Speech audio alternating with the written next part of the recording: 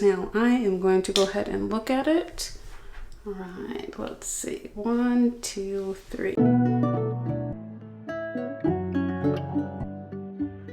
What's up, tribe? Welcome back to my channel. Thank you so much for joining me again. If you are new here, my name is Mariah and my husband and I are on a journey to conceive rainbow baby number 2. If you haven't already, you can watch this playlist up in the cards and that will get you all caught up to speed. If you have been following along and you just happen to miss it, I did recently do a fertility update of when I went back to the clinic as well. So today I am clearly blessed, not stressed, and ready to take another test. It is 13 DPO. We are at cycle day 27, I believe. So if we're going to be seeing some lines, I'm pretty certain they will be starting to at least form today. Only symptoms I've really had is being a little bit like achy, especially in my lower back area and my abdominal area, which could be a number of things. But aside from that, no tenderness, soreness, no nausea. I mean, my acne's been flaring a little bit, but we know that's for other reasons. And I've also still gotten like the tiniest, faintest tinges of brown on the tissue when I wipe. So once again, I don't know if that is just something that is old. Clearly it's old, but I don't know if that is from I think like 2 or 3 days ago now, of where I had just like a small streak of spotting, but who knows. So we're gonna go ahead and test. So here is the fresh test, and here is my first morning urine, which I'm not gonna show you guys. Let's go 1, 2, and 3. Okay, and then I'm gonna lay it flat and cover it up. Y'all already know how this go. Well, most of you already know how this goes. Some of you may be new. If you're new, you know that I show you guys before I look at it. So I'm gonna cover it up, set my timer for 5 minutes, and then come back and see if we have anything to see. So I'll see you guys in 5 minutes. Jesus, that's always so freaking loud. Okay, so the time is up. 5 minutes. I need to find where my little top is before I flip this for you guys to see. Okay, got this bad boy. Hopefully it's helping.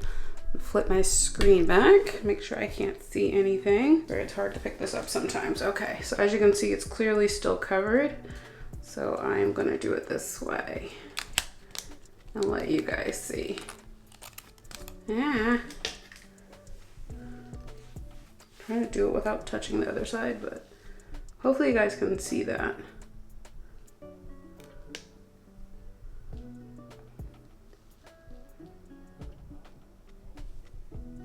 Hopefully it's zooming or focusing. All right, now I am going to go ahead and look at it. All right, let's see. 1, 2, 3.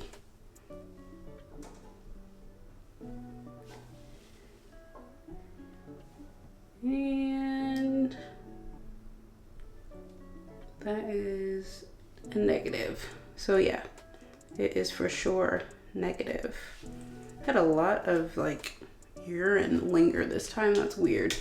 But this is definitely 100% negative. It's stark white. So at this point, I'm kind of thinking that I might be out for this cycle. I'm probably out for this cycle because normally, I mean, I only get to 14 DPO most of the time. So usually by this time I'm showing just a little faint hint of something, and I'm not. So I am almost sure that I am out this cycle, but I'm just going to hold off till tomorrow and see if, you know, Aunt Flo shows up then or the following day. Usually the day before, I'm starting to get a little bit more crampy, a little bit more bloated, and that's not the case. So in any event, I will be back with you guys tomorrow for another test at 14 DPO. Okay guys, so I'm hopping back on here today. I've been filming some things that are not related to TTC, but I wanted to hop back on here to give you guys the update of what's been going on.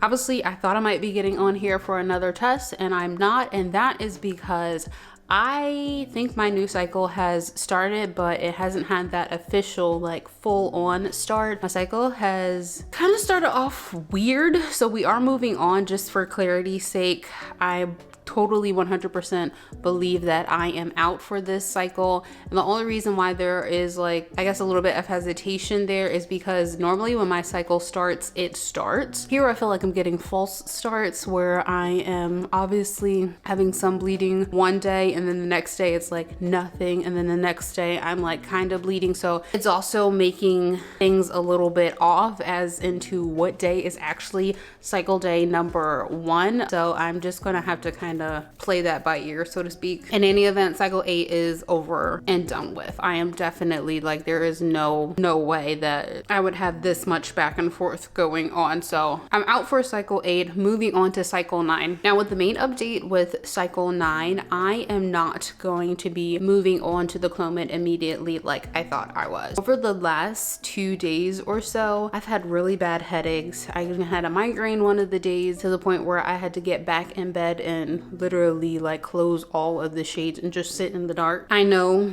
that Clomid can cause like some headaches and some other symptoms, so my heart of hearts, I'm like, I really don't want to waste one of my Clomid cycles on a cycle where I'm already not feeling the greatest. Don't really have a 100% sense of when my cycle day 1 was, because I am supposed to take the Clomid specific days. It's kind of hard to know what specific days I'm starting to take them if I can't even really like for sure narrow down what is cycle day number 1 or what I'm counting as cycle day number 1. If I take it too soon, it can be ineffective. If I take it too late, it can be ineffective. So for this new cycle, still gonna try, however, not gonna do it with the Clomid. I only have a certain number of cycles that I can do Clomid. Like I said, I really just do not want to waste doing a Clomid cycle going into it this way. That may or may not make sense to some of you, but you know, for those of you who get it, you know exactly what I mean. Of course, all of this is falling over a weekend too, so it's not like I can get a hold of anyone at the clinic because they operate pretty much Monday through Friday. There's like the nursing line to call, but I mean, I only can give them but so much information. Usually they say your cycle day 1 is the first day that you have a full-on bleed, as long as it is before like the evening time. Like some people say before like 5 to 7 p.m.